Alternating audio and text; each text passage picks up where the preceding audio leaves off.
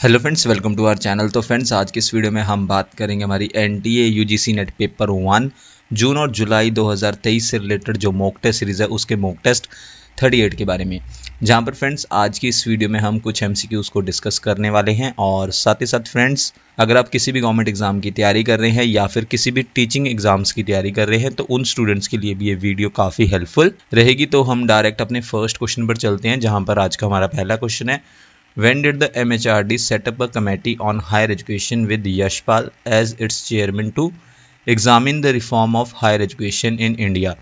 यानी कि MHRD ने भारत में उच्च शिक्षा के सुधार की जांच के लिए यशपाल के अध्यक्ष के रूप में उच्च शिक्षा पर एक समिति का गठन कब किया?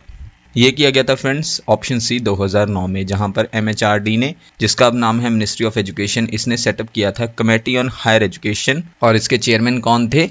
चेयरमैन थे इसके यशपाल। और किसके लिए थी कमेटी? एग्जामिन करने के लिए, रिफॉर्म्स यानी कि सुधार की जांच करने के लिए।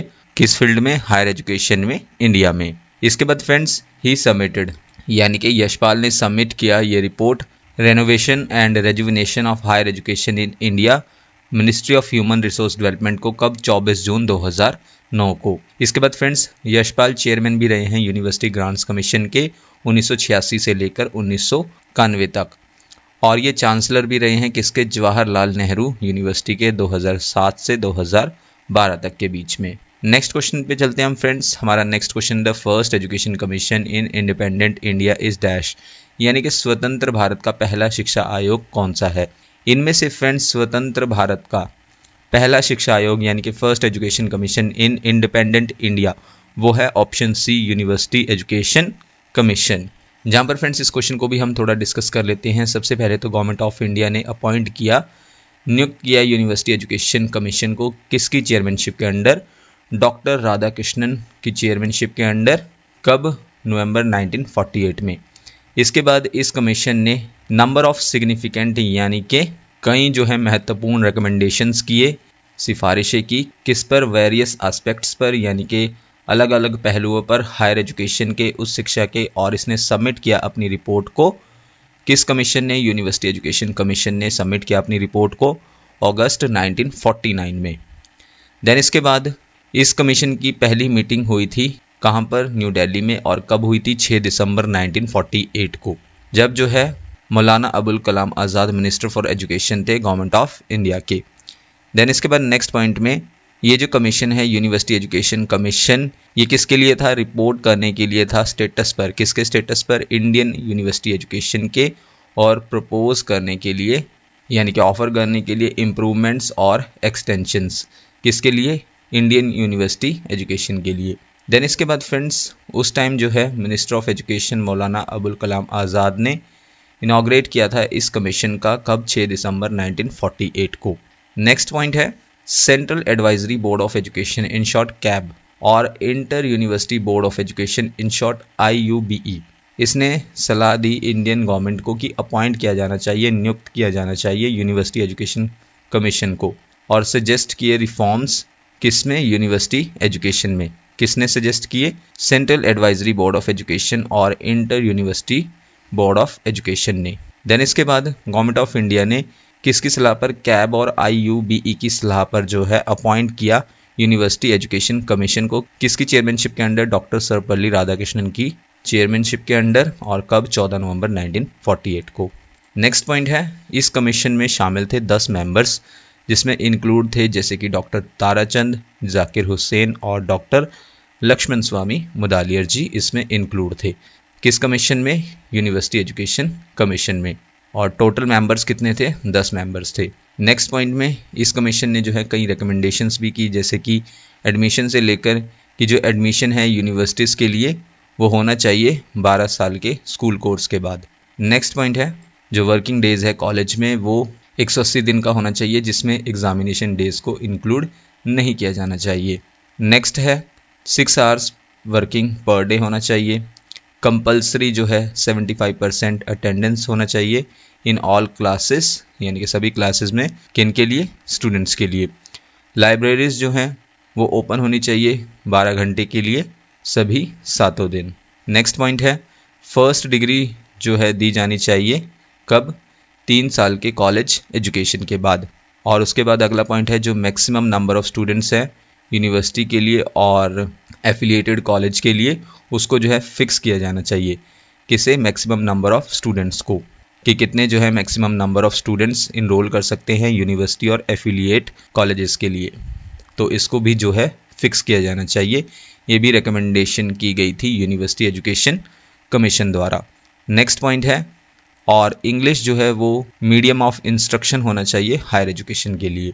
और ये भी रिकमेंडेशन थी कि रिसर्च फैसिलिटीज़ को यानी कि अनुसंधान सुविधाओं को इंक्रीज़ किया जाना चाहिए और प्रोफेसर्स होने चाहिए जो ट्रेन कर सकें किन्हें? रिसर्च स्टूडेंट्स को। देन इसके बाद फ्रेंड्स हम अपने अगले क्वेश्चन पर चलते हैं, जहाँ पर आपको क्या करना है? Match the following. एक साइड तो हमारे पास कमीशन गिवन है और दूसरी साइड हमारे पास गिवन है चेयरमैन। सबसे पहले ए पर है यूनिवर्सिटी एजुकेशन कमीशन और उसके सामने नंबर 1 पर गिवन है डॉक्टर DS कोठारी। बी पर है सेकेंडरी एजुकेशन कमीशन और उसके सामने नंबर 2 पर है सैम पित्रोडा। सी पर है इंडियन एजुकेशन कमीशन और उसके सामने दिया गया है नंबर 3 पर डॉक्टर लक्ष्मण स्वामी मुदालियर। और डी पर है नेशनल नॉलेज कमीशन और उसके सामने दिया गया है नंबर 4 पर डॉक्टर राधाकृष्णन। फ्रेंड्स कोड आप अपनी स्क्रीन पर देख सकते हैं। इनमें से करेक्ट कोड है कोड ए। कोड ए के अकॉर्डिंग क्या है? सबसे पहले तो ए पर है यूनिवर्सिटी एजुकेशन कमीशन और इसके लिए करेक्ट मैच द फॉलोइंग है नंबर 4 डॉक्टर राधाकृष्णन, यानी कि यूनिवर्सिटी एजुकेशन कमीशन के चेयरमैन कौन थे? डॉक्टर राधाकृष्णन। बी पर है सेकेंडरी एजुकेशन कमीशन और इसके लिए करेक्ट मैच है नंबर 3 डॉक्टर लक्ष्मण स्वामी मुदालियर, यानी कि सेकेंडरी एजुकेशन कमीशन के चेयरमैन कौन थे? डॉक्टर लक्ष्मण स्वामी मुदालियर। सी पर है इंडियन एजुकेशन कमीशन और इसका करेक्ट पेयर है number 1 doctor DS Kothari. Indian education commission के चेयरमैन कौन रहे? Doctor DS Kothari. और डी पर है नेशनल नॉलेज कमीशन और इसका करेक्ट मैच है नंबर 2 यानी कि सैम पित्रोडा। सैम पित्रोडा जो है चेयरमैन थे किसके? नेशनल नॉलेज कमीशन के। इस क्वेश्चन को भी फ्रेंड्स हम थोड़ा सा डिस्कस कर लेते हैं। सबसे पहले तो हमारे पास है यूनिवर्सिटी एजुकेशन कमीशन जो कि हमारा ऑप्शंस में था। गवर्नमेंट ऑफ इंडिया ने अपॉइंट किया यूनिवर्सिटी एजुकेशन कमीशन को किसकी चेयरमैनशिप के अंडर? डॉक्टर राधाकृष्णन जी की चेयरमैनशिप के अंडर। कब? 1948 में नवंबर में। और फ्रेंड्स इस क्वेश्चन को हम यानी कि यूनिवर्सिटी एजुकेशन कमीशन को हम अपने प्रीवियस क्वेश्चन में भी डिस्कस कर चुके हैं। इसके बाद यूनिवर्सिटी एजुकेशन कमीशन को हम राधाकृष्णन कमीशन के नाम से भी जानते हैं। नेक्स्ट हमारे पास ऑप्शंस में था सेकेंडरी एजुकेशन कमीशन, जहां पर 1951 में central advisory board of education ने सलाह दी किसे? सेंट्रल गवर्नमेंट को कि अपॉइंट किया जाना चाहिए सेकेंडरी एजुकेशन कमीशन को। देन इस सलाह के बाद क्या हुआ? जो गवर्नमेंट है उसने अपॉइंट किया सेकेंडरी एजुकेशन कमीशन को 23 सितंबर 1952 को और किसकी चेयरमैनशिप के अंडर? डॉक्टर लक्ष्मण स्वामी मुदालियर की चेयरमैनशिप के अंडर, जो उस टाइम वाइस चांसलर भी थे किसके? मद्रास यूनिवर्सिटी के।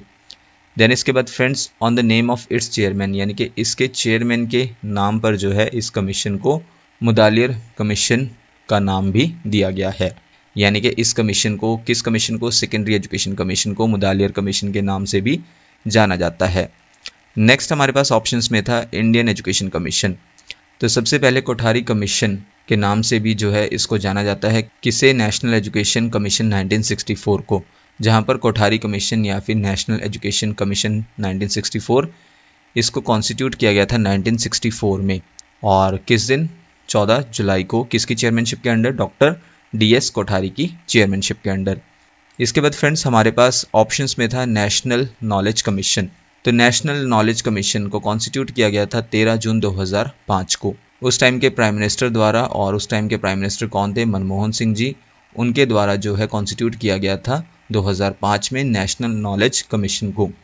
इसके बाद नेशनल नॉलेज कमीशन की वेबसाइट को भी लॉन्च किया गया था फरवरी 2006 में। देन इसके बाद नेशनल नॉलेज कमीशन को डिसकंटिन्यू कर दिया गया, ये डिसॉल्व हो गया जुलाई 2014 में। और इसके अलावा फ्रेंड्स नेशनल नॉलेज कमीशन में कितने मेंबर्स शामिल थे? 8 मेंबर्स शामिल थे, जिसमें से चेयरमैन कौन थे?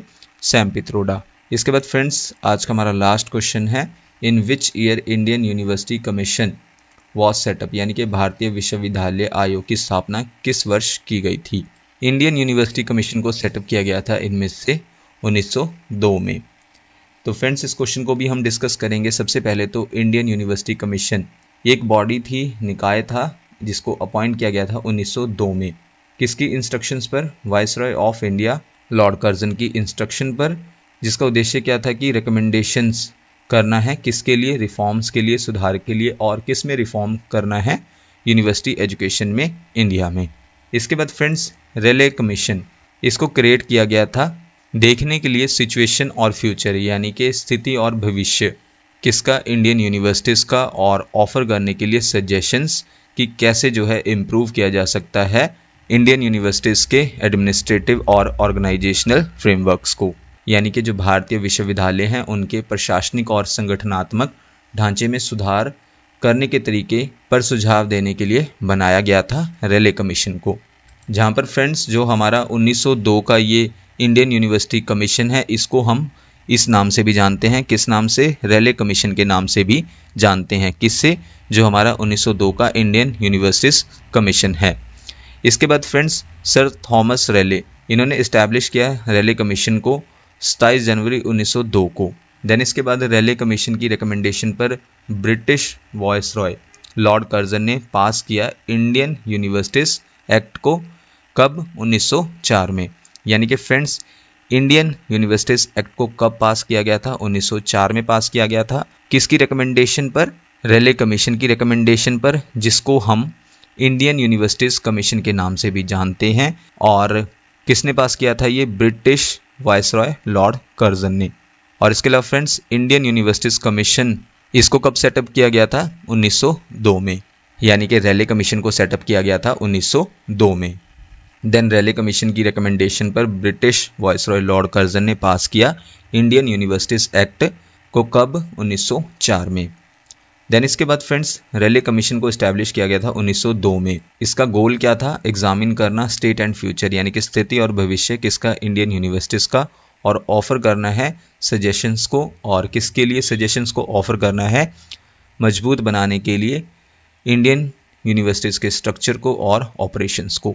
नेक्स्ट पॉइंट है based on it's Rayleigh commission suggestions, यानी कि रेले कमीशन की सजेशंस के आधार पर इंडियन यूनिवर्सिटीज एक्ट को पास किया गया था 1904 में। नेक्स्ट पॉइंट है the commission was headed by, जो कमीशन है, कौन सा कमीशन?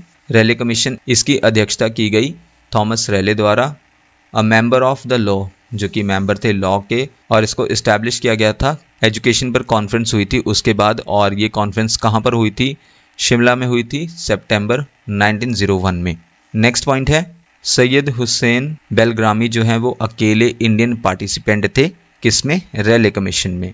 और इसके अलावा फ्रेंड्स रेले कमीशन से रिलेटेड एक क्वेश्चन हमारा इस तरह से बनता है कि which act passed on the recommendation of the Rayleigh commission, यानी कि रेले आयोग की सिफारिश पर कौन सा अधिनियम पारित किया गया था? रेले कमीशन की सिफारिश पर जो एक्ट पास किया गया था वो था इंडियन यूनिवर्सिटीज एक्ट 1904, इसको पास किया गया था।